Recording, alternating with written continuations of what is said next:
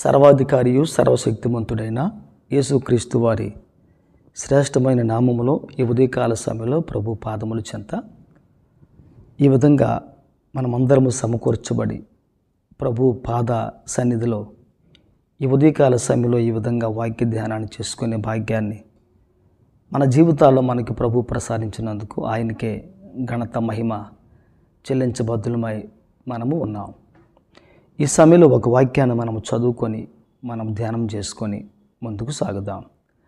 ఆదికాండము 2వ అధ్యాయం 15వ వచన భాగం మన వాక్యంలో చూడగలిగితే, దేవుడైన యెహోవా నరుని తీసుకుని ఏదైనా తోటను సేద్యపరచుటకును దానిని కాయుటకును దానిలో ఉంచెను అనే మాటను మనము బైబిల్ గ్రంథంలో ఈ మాట మనము చూడగలుగుతూ ఉంటున్నాం.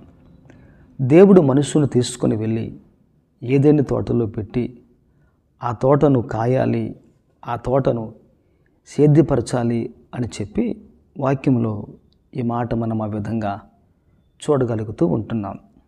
ఈ రోజున ఈ మాటలో ఉన్న భావం పరమార్థం ఏమై ఉంటుంది, ఏమై ఉంది అని మనం కాస్త మనసు పెట్టి మన వాక్యంలో చూడగలిగితే, దేవుడని యెహోవా ఆయన మనుషును తీసుకొని వెళ్ళి ఏదైనా తోటలో పెట్టి తోటను కాపలా కాయటానికి సేద్యపరచడానికి దేవుడు అక్కడ పెట్టారు అని మనం చూస్తున్నాం. ఏదైనా తోట ఏది అని మనం చూడగలిగితే, ఏదేను అనే మాటకు సౌఖ్యము, క్షేమము అని ఆ మాటకు బైబిల్ గ్రంథంలో అర్థం ఆ విధంగా ఉంది. ఈ సౌఖ్యము, క్షేమం అనే ఈ పదం ఎక్కడ ఉంది అని మనం చూడగలిగితే, ఒక విశ్వాసికి, ఒక ప్రభు బిడ్డకు సౌఖ్యము, క్షేమం ఎక్కడ ఉంది అని మనం బాగా ఆలోచన చేయగలిగితే, ఈ సౌఖ్యము, క్షేమం అనేది దేవుని సన్నిధిలోనే ఉంది. అందుకే దావీదు అంటాడు, ఆయన సన్నిధిలో సంపూర్ణమైన సంతోషము కలదు అని చెప్పి భక్తుడు ఆ విధంగా సంతోషాన్ని గురించి ఆయన మాట్లాడుతూ ప్రస్తావిస్తూ ఉంటున్నాడు. అనగా ఏదేనుగా పిలువబడే ఈ సౌఖ్యమైన స్థలం జీవము కలిగిన దేవుని సంఘమే అని మనం గమనించి ఆలోచించాలి. దేవుడు ఏ విధంగా ఒక మనుషుని ఏదైనా తోటలో పెట్టాడో, అదేవిధంగా దేవాది దేవుడు ఒక మనుషుల్ని లోకము నుండి విడిపించి, రక్షించి, ఆ వ్యక్తిని విమోచించి, ఆ వ్యక్తి దేవుని కొరకు నమ్మకంగా జీవించాలనే ఉద్దేశంతో ఆ మనుషుని దేవుడు ఎక్కడ పెట్టాడు అని మనం చూడగలిగితే, లోకము నుండి, పాపం నుండి రక్షించిన ఆ మనుషుని, రక్షింపబడిన ఆ మనుషుని, లోకాన్ని, పాపాన్ని విడిచిపెట్టి దేవుని పాదముల చెంతకు వచ్చిన ఆ మనుషుని దేవుడు ఎక్కడ పెట్టాడు అని మన వాక్యంలో చూడగలిగితే, ఏదైనా తోటగా పిలువబడి, సౌఖ్యమనబడి పిలువబడి సంఘంలో దేవుడు ఆ వ్యక్తిని పెట్టాడు. ఒక్క మాటలో చెప్పాలంటే, ఒక విశ్వాసి సంఘంలో పెట్టబడాలి, సంఘంలో నాటబడాలి, సంఘంలో ఉండాలి, సంఘంలో ఉంచబడాలి. ఈరోజు ఒక వ్యక్తి సంఘంలో ఉంటే, ఆ సంఘంలో ఉన్న వ్యక్తి చేసే పని ఏ విధంగా దేవుని కొరకు ఉండాలి అని మనం చూడగలిగితే, ప్రతి మనుషుడు కూడా తన కొరకు ఏ విధంగా జీవితంలో కష్టపడుతూ ఉంటాడో, అదేవిధంగా ప్రతి ఒక్కొక్క సంఘ విశ్వాసి వారు ఉన్న సంఘములో ఏదేను వలె ఆ తోటను సేద్యపరచాలి, ఆ తోటను కాపు కాయాలి, ఆ తోటను బాగు చేయాలి, ఆ తోటను సంరక్షించాలి.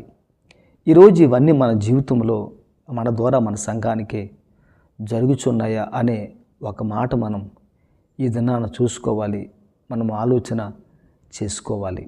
ఎందుకంటే నేడు అనేక మంది విశ్వాసులు దేవుని సంఘము పట్ల విధేయులు కాకుండా అవిధేయులుగా ఉంటూ, సంఘాన్ని పట్టించుకోకుండా, సంఘముతో ప్రమేయం లేకుండా, సంఘముతో సంబంధం లేకుండా, సంఘం అంటే కాపరే కదా, కాపరు చూసుకుంటాడు, కాపరు పోనివ్వండి, కాపరు పని అది అని చాలామంది ఆ విధంగా ఆలోచన చేస్తూ ఉంటారు.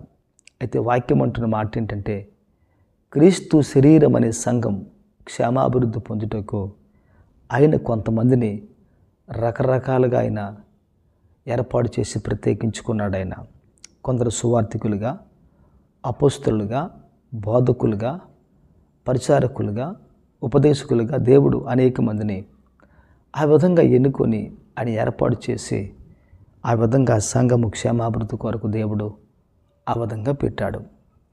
ఈరోజు ఒక విశ్వాసి సంఘంలో ఎవరో ఒక్కసారి మనం జ్ఞాపకం చేసుకోవాలి.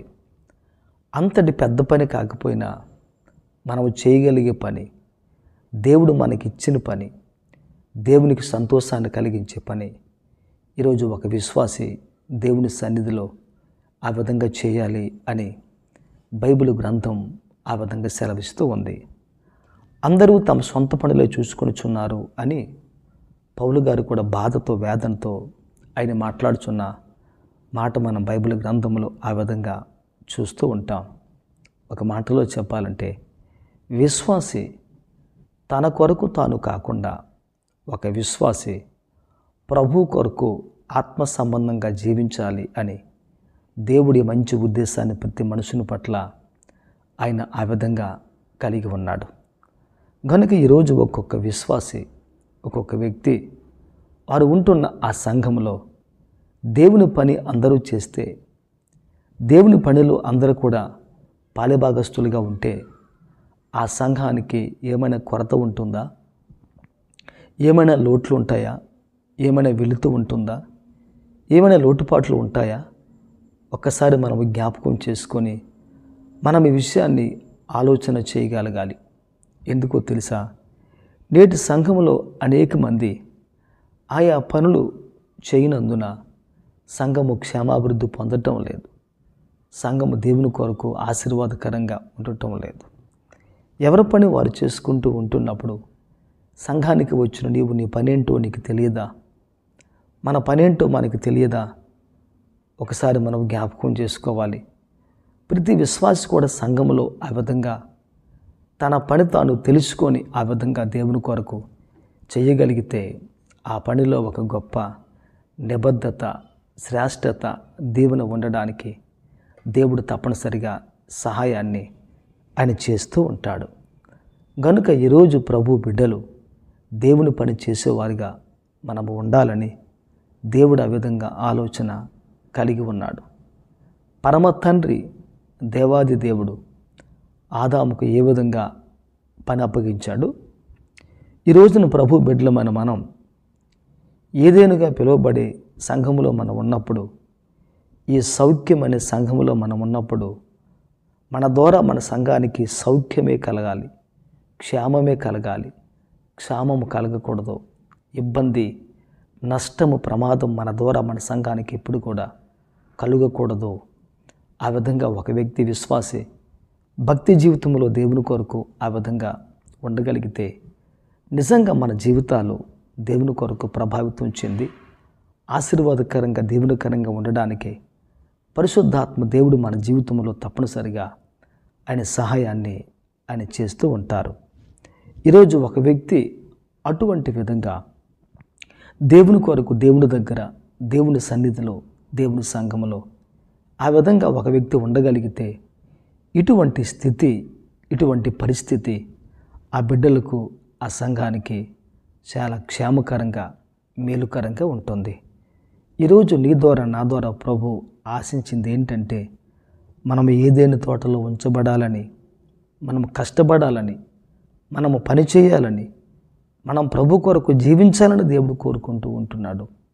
ఈరోజు ఒక వ్యక్తి ఆ విధంగా దేవుని కొరకు జీవిస్తూ విశ్వాసంలో ముందుకు దేవుని కొరకు ఆ విధంగా సాగిపోతూ, కనుక ప్రభునందు బిడ్డలారా, ఈ రోజున మనము సంఘములో ఎందుకు ఉన్నాం, మనము సంఘానికి ఏం చేస్తూ ఉంటున్నాం, మన ద్వారా సంఘానికి లాభం ఏంటి అని ఒక విశ్వాసి ప్రతిరోజు కూడా ఈ ప్రశ్న వేసుకుంటూ జీవితంలో ముందుకు కొనసాగాలి.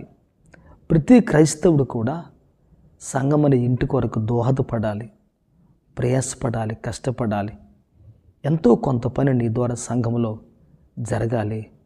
సంఘం అభివృద్ధి కొరకు ఒక వ్యక్తి ఆ విధంగా కొద్దిగైనా కొంత సమయమైనా హెచ్చించి దేవుని కొరకు పనిచేస్తూ ఉంటే